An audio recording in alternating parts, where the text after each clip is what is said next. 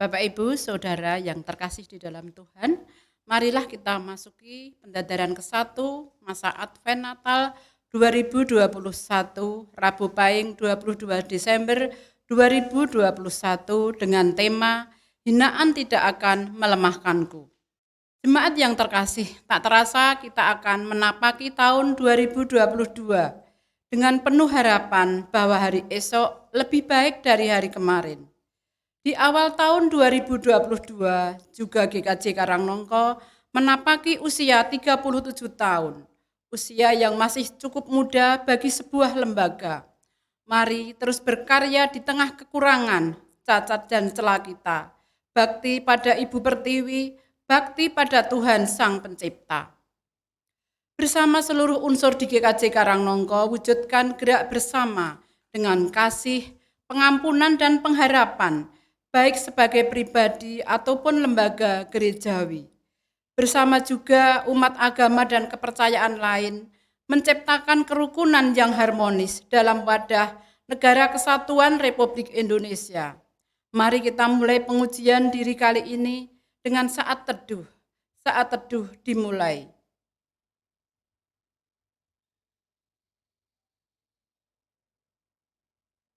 Saat teduh cukup. Jemaat yang terkasih, marilah kita satukan hati dalam pujian kepada Tuhan melalui Kidung Jemaat 10, bait 1 dan 2, Pujilah Tuhan Sang Raja.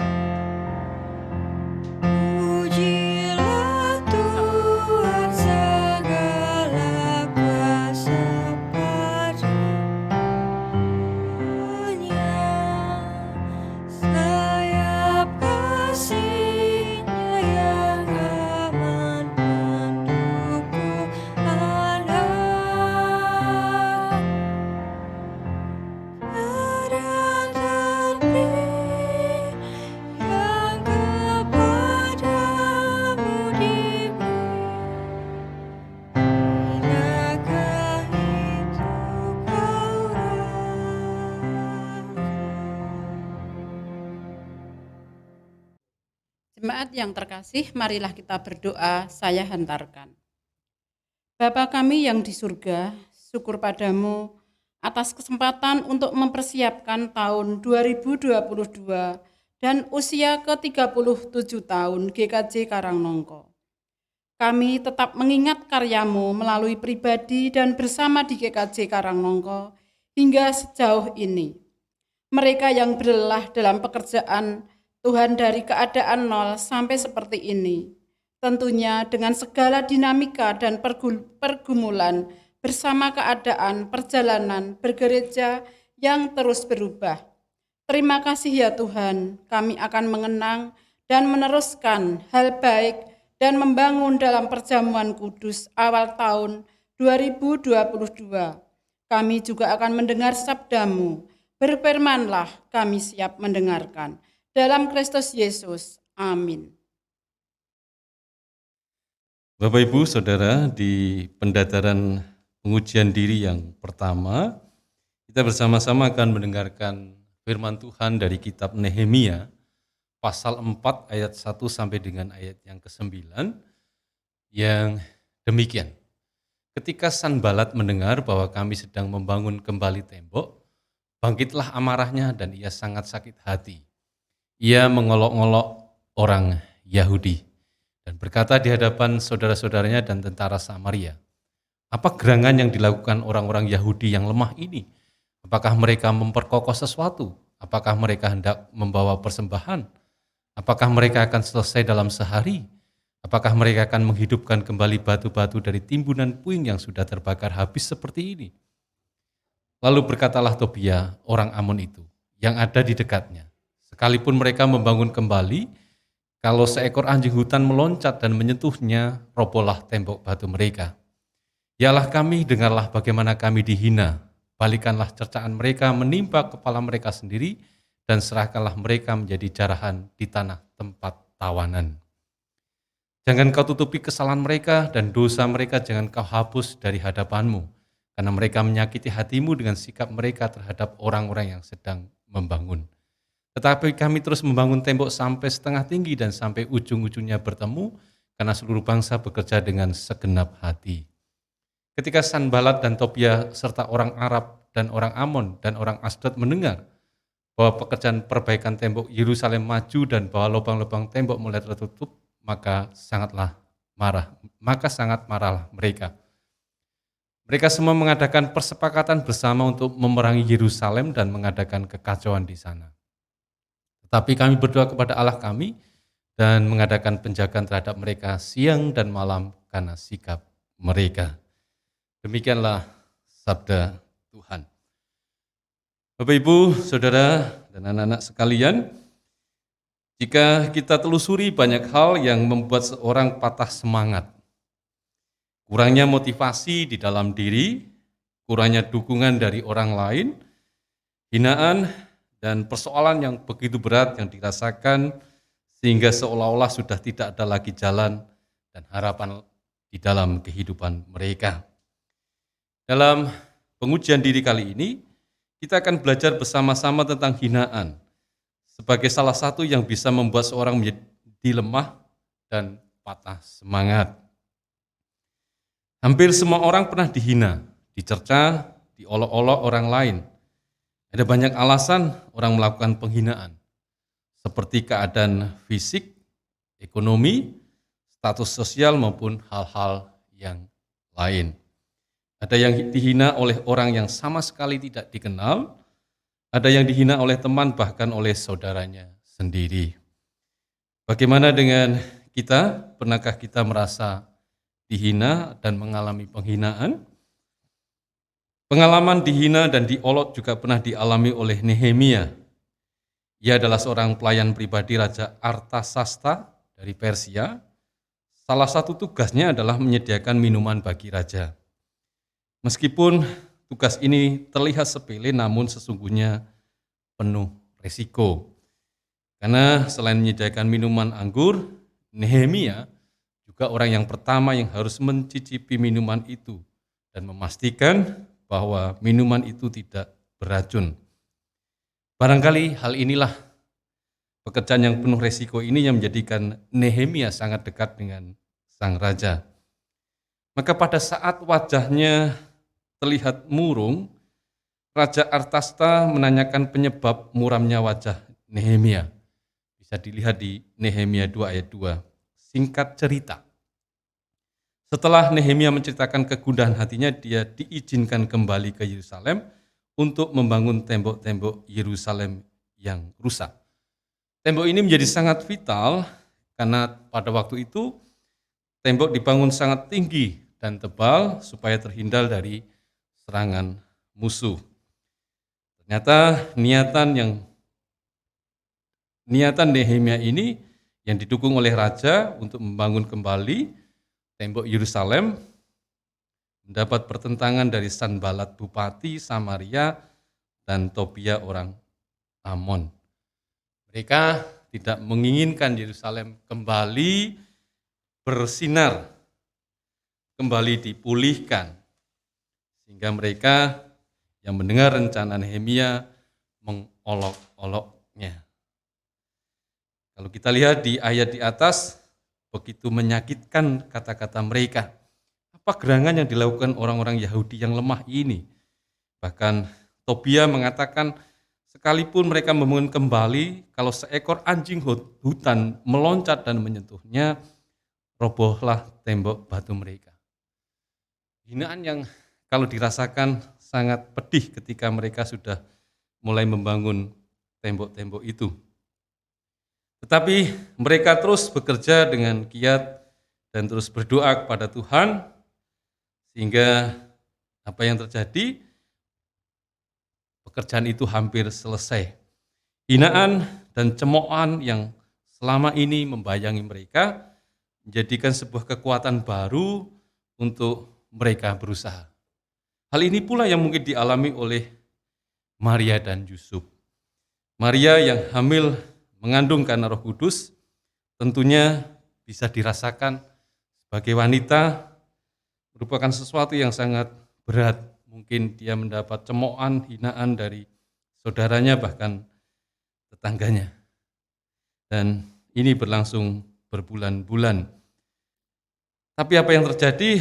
Mereka bisa berjalan menuju ke Bethlehem saat sensus penduduk diadakan. Sekalipun juga pintu-pintu penginapan terkunci, tapi mereka dapat menjalani semuanya dengan indah pada akhirnya. Jadi Bapak Ibu yang dikasih Tuhan,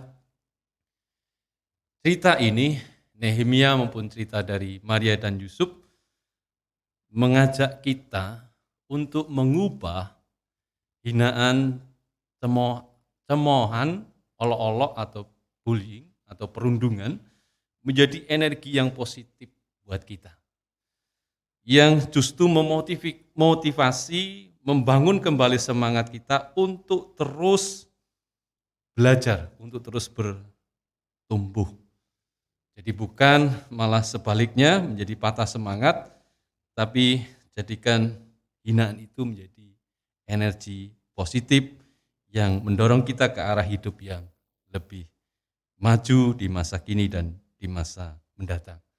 Semoga kita dimampukan mengolah setiap hinaan, cemoohan yang datang pada kita menjadi sesuatu yang positif yang membangun kita. Tuhan memberkati. Kita masuk pada saat teduh dimulai. Saat teduh selesai.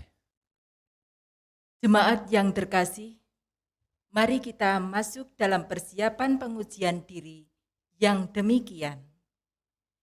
Dalam perjamuan itu Tuhan Yesus mengambil roti, memecah-mecahkannya dan memberikannya kepada para murid.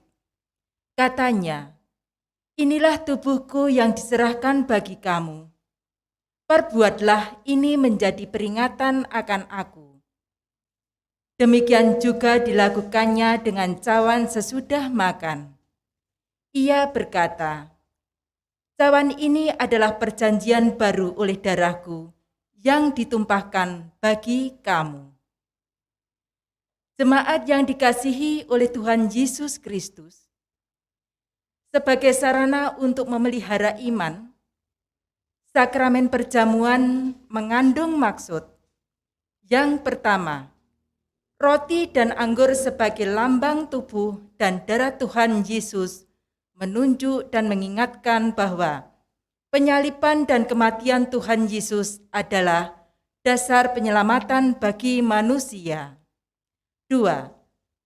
Sakramen perjamuan menunjuk dan mengingatkan bahwa orang-orang percaya merupakan keluarga Allah. 3. Sakramen perjamuan menunjuk dan mengingat keperjamuan yang sempurna di surga sebagai kesempurnaan keselamatan. Yang keempat, sakramen perjamuan menunjuk dan mengingatkan pemberitaan tentang kematian Tuhan Yesus sampai Ia datang. Pertanyaan untuk pengujian diri atau pendadaran. Jemaat yang dikasihi oleh Tuhan Yesus Kristus, sebelum kita menerima sakramen perjamuan ini, marilah kita sekali lagi menguji diri dengan bertanya kepada diri kita masing-masing sebagai berikut. 1. Apakah kita sungguh-sungguh menyadari dan mengakui bahwa kita berada dalam kondisi tidak selamat karena dosa dan dengan kekuatan serta usaha sendiri tidak mampu melepaskan diri dari kondisi tersebut, sehingga membutuhkan juru selamat yang berkuasa melepaskannya. 2. Apakah kita sungguh-sungguh bertobat dan menyerahkan diri dengan penuh keyakinan kepada Allah yang menyelamatkan manusia melalui kematian dan kebangkitan Tuhan Yesus? Yang ketiga, apakah kita sungguh-sungguh bertekad menyerahkan diri untuk hidup sesuai firman-Nya? Yang keempat, apakah kita sungguh-sungguh bertekad senantiasa menjalani hidup penuh syukur atas anugerah penyelamatan Allah? Kita bersuka cita atas undangannya. Mari kita terus-menerus mendadar diri kita setiap kesempatan yang ada. Mari kita pujikan seperti yang Kau ingini. Natasha Nikita sebanyak 2 kali.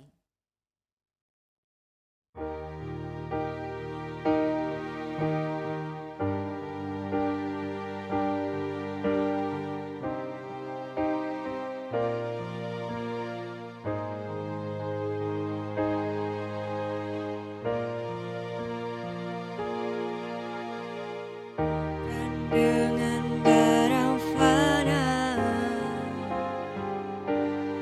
Kau membayar dosaku. Dengan darah yang mahal, darah noda dan jelas. Bukan dengan emas perak, Kau menebus diriku. Oleh segenap kasih dan pengorbananmu, ku telah mati dan tinggalkan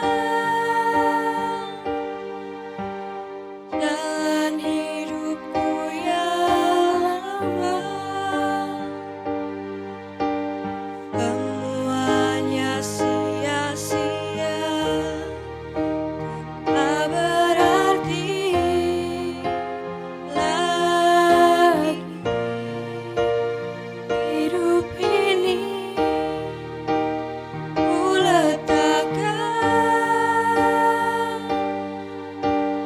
pada mezbah-Mu ya Tuhan. Jadilah padaku seperti yang Kau ingini.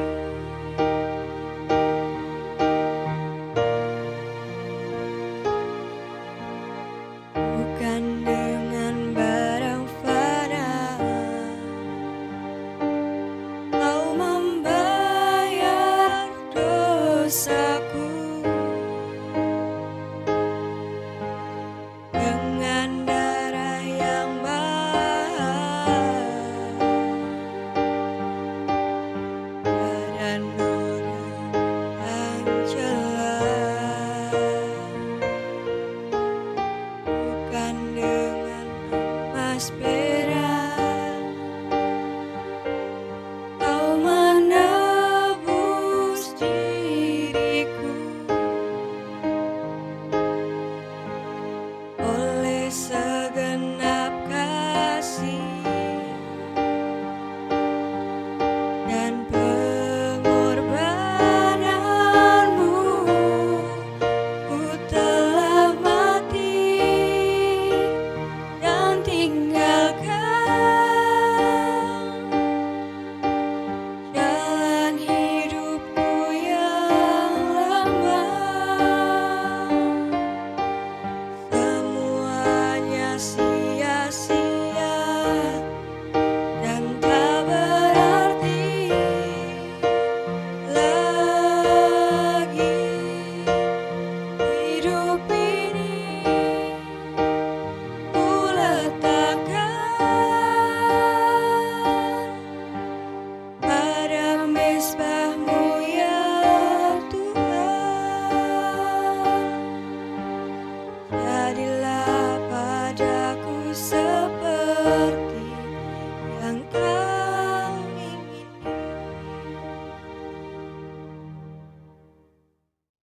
Bapak, Ibu, Saudara, dan anak-anak semuanya, teruslah memakai secara positif semua kehidupan kita supaya kita terus bisa berbagi, walau dalam keadaan yang paling sulit dalam hidup kita. Bahkan hinaan, ejekan, cemooh, tidak dipercaya, dibullying, perundungan yang kerap kita terima, kiranya tidak membuat kita patah semangat, tetapi justru memperbaiki diri walaupun itu tidak mudah. Terima kasih sudah mau hadir dengan kami. Terus dukung channel GKJ Karangnongko agar terus berkembang dan bermanfaat. Tuhan memberkati.